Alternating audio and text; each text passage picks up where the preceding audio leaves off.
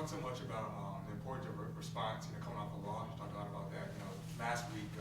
How important is it to have a, consistently good response coming off wins as well? How much do you stress that? Honestly, just as important. And without a doubt, we talk about building on the last win. Build on the win from Saturday night or Friday night. Let's build on it. And can we play better than that? Well, demand yourself to play better than that. Practice better than you did the week before. And what happens is then you string a couple good ones together, and then everyone knows that formula works. So that's the emphasis for sure. You talked a lot about sort of being in the moment. What are you looking for when a guy reacts for that? As far as being in the moment and being the present, and how can that help success? Yeah, well, that's the only thing you can control. So I say it all the time. All right, so we have a defensive possession. Are you in a perfect stance? You have great awareness wherever you're at on the court. Are you ready to do what's needed in that moment? And if that's all you're worried about, you're not worried about if you made a three or missed a three or a bad foul the previous plays. You're probably going to have a better chance succeeding in that moment, in that possession, because you're right, because all you're doing is putting your concentration into one thing of being in that moment. So, we talk about it all the time. Now that's really hard to do because there's so many things going on during a game. There's so many things that affect you and your mindset.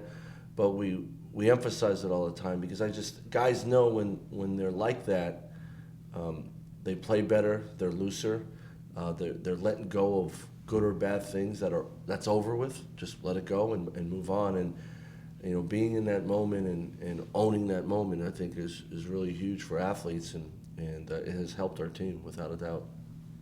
Have you gotten good at understanding how each individual team responds to the grind that every season gets right around now, and when to let up maybe a little bit? Yeah, without a doubt. Every team is different, even if they're the same team from last year. They're different. It's just like your kids. Last year they acted differently in school than they do this year, and you gotta have awareness of it as a coaching staff. We talk about that a lot. Now the way we play in practice, we're not gonna practice really, really long, but we're going to be really intense. If there's breakdown time, we're going to be intense about that as much as we are about playing and when we go live. But the preparation part for the next opponent, we may slow that down a little bit this time of year. We may not rep so much of a scattering report, but we may talk it through because we've seen pretty much everything, and we have an older group, so that has changed from year to year, without a doubt. But the biggest thing is having our guys ready, having our guys fresh and ready to go, that they're going to play with great effort. I think that's most important with this team. How much different is your week leading up to an opponent you've already faced this year, if it is at all? No, probably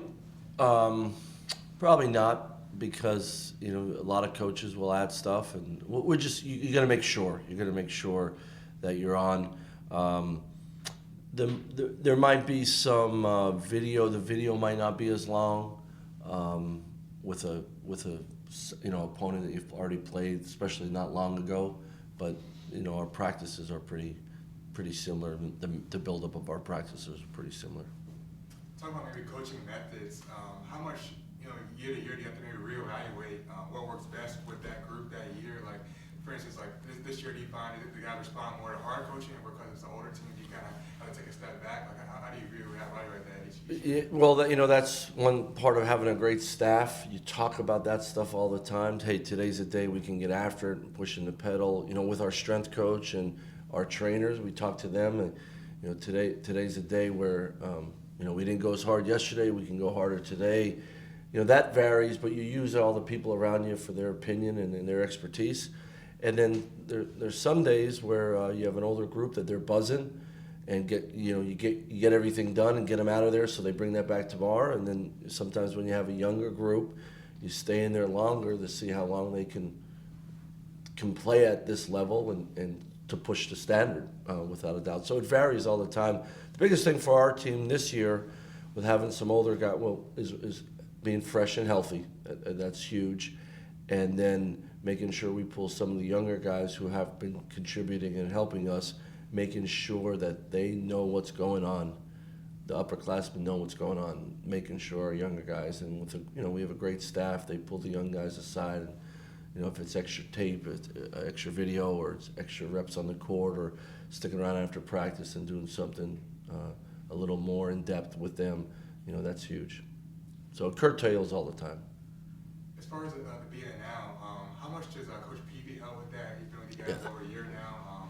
It's everything. How does that tie into the mindfulness stuff? Yeah, it's huge. Some guys really take to it and really practice what he preaches, and you could see that. And then some other guys, they pick their spots with it. And but he addresses our team a lot, and then he meets with our guys throughout the week individually. And sometimes I think the best thing with Coach Peavy is he's watching practice. He's seeing how guys react to stuff, and with his expertise, he just talks to guys through some stuff, or gives them, hey, this is what I've seen today, and it just helps the guys sort of recenter themselves, and so let go of plays and all that. He's really good at, he coached too, so he knows the game. He's really good at picking the spots with our guys to clear their minds, have them ready for the next play, the next practice, the next game, and it's been invaluable. Have you noticed in the college game, especially the last couple of years, and maybe you've been much more aware of it, but it's starting to be like the NBA where everybody always makes a run. There's no more games where everybody goes out up by 30, just stand on it, and that's the way it ends. Everybody makes a run, and how often do you have to remind your guys, even in a game, it's coming, be ready for it? Oh, absolutely, and especially because of the three-point line and how many threes everybody's shooting, that is always going to be the sort of great equalizer when you get a lead. The other team can make a run by hitting 2 or 3 threes and getting back into it. So we talk about it all the time, and the next part of keeping a team down is when they do start a run, you cut it and you start your own.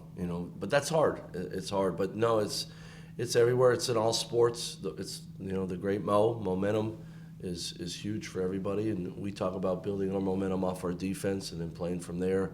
But anytime you play, especially in the A-10, there's too many good players. You may go a 10-0 run, but a good player is going to make a play and try to get their team back into it. Talking about having an older group and kind of maintaining their bodies, especially this time of year, how much do you guys talk about or manage as far as the length of practices? Like how do the length of practices now compare to what they were in November, or are they generally shorter now? No, they're a lot shorter.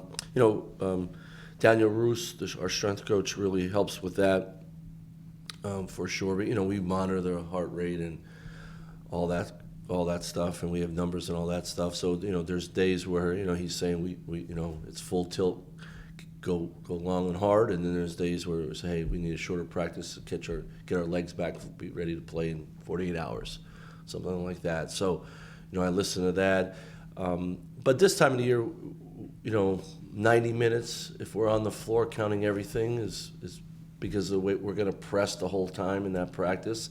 Some days it gets to 75 minutes, but we're on the minute where we know what we need to do. We need to get our reps in.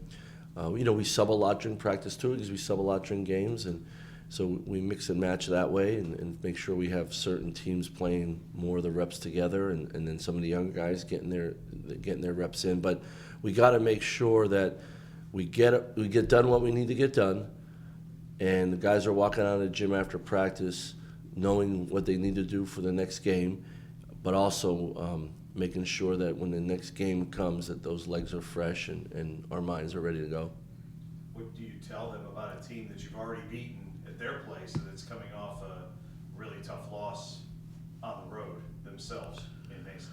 Yeah, Mason's a dangerous team without a doubt. They have guys that can make plays. They have guys that can score. They can shoot the three very well. And they've been sporadic at that. But we know the guys. We know their players. So we got to make sure we're ready to play this week.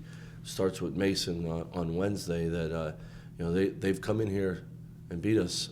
So we got to make sure we're ready to play. But I think it's more about us preparing the right way and then really respecting our opponent who's coming in here on Wednesday. And we have to have 2 great days of practice, and then be prepared to. Mason will be ready to play VCU for sure. You know, we talked about Marcus has been through a lot of the health stuff recently, with Yeah. just being sick and a concussion and stuff like that. How have you seen him kind of fight through those things? You mentioned he was feeling the best as he had in a while on Friday, and it showed. So how have you seen him kind of push through those things? Yeah, well, you know, he does a good job of taking care of his body and spending a lot of time with Dennis Williams, our trainer. I mean, he this year he's practically lived in the training room, pre-practice and then post-practice, and taking care of his body, days off, getting in there as well. And you know, sometimes you just have an unlucky year when it comes to your body and health, and he that's occurred to him, but he's done a pretty good job responding to that. And I think the best thing that he's done probably the last 3 weeks is just his approach and attitude about it all. Hey, it's happened. I'm going to be ready the next day. I'm going to be ready for the next game. And I think he's put all his mindset, all his energy into his team and his teammates. His voice the last 3 weeks has been through the roof, talking to his teammates, being real positive. And it's almost like, you know what, I have a bum injury here. I'm not feeling well, but you know what? I'm just going to be about my team and help my team. And what it's done is I think it's helped him have a clearer mind about playing. And I think he's made some great plays out there. And you saw it the other day. He just looked a little bit stronger with his legs, and he felt his wind was better and all that stuff. So you know that he's doing things the right way to continue to move forward. Not to get too far ahead, but after Wednesday's game, you have that big time stretch where you play Richmond, Dayton, and St. Louis in span of 6 days. Yeah, thanks for reminding me.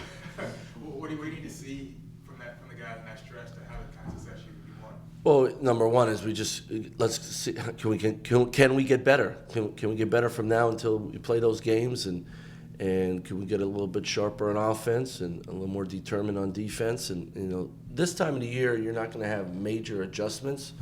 We don't need to, but what we need to do is play a little bit better on offense, play a little bit better on defense. A couple guys shoot the ball a little bit better. Make sure we're taking care of the ball. So little aspects of the game that way, and then being ready to play because it's all out in front of us. And let's just take it one day at a time. Let's get better each day we can, and then when we have an opportunity to put the uniform on, be ready to go and go win. Don't worry about making mistakes. Let's just go find a way to win the game.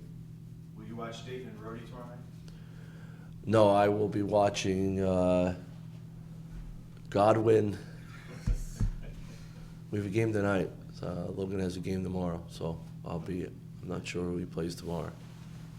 Monaco. I think they're playing Monaco in Manchester today.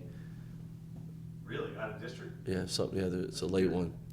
And then he has 3 games this week. And Porter has a game tomorrow at Trinity, and then Jace has a game or Logan has a game at home. So I'll be watching on my phone, but I'm not telling my kids that. Quick follow-up on the practice Sure. question. You mentioned you might go 90 minutes now. Is that compared to like maybe 2 to 3 early in the season, or? Yeah. Yeah. Look,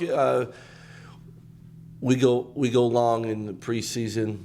The first few weeks of the season, we go pretty long and aggressive to set the tone and the standard. And then as we get into the season, it's about getting our reps in and being prepared for the next opponent. We shoot a lot, but like the other day in practice was 72 minutes. But it was intense. We got all our reps done. And you know, I looked at the watch, it was a 72-minute practice. Now, after practice, guys stuck around for 20, 30 minutes and shot. And so that, you know, that's what occurs. But 75 to 90 minutes, I think, somewhere in there right now. You're 100% healthy, except for being banged up just a little bit? Yeah, you know, Malik's hand, Vince's hand, Corey's foot a little bit. Not too bad, and then just making sure Deuce is healthy. IV banged his knee the other day, but he felt pretty good yesterday. So I think as best we can. No, the other day was the first time in a long time we had the full roster in practice. I don't know what to do. That's great. That's good. Cool. All right, guys. You bet. See you Wednesday.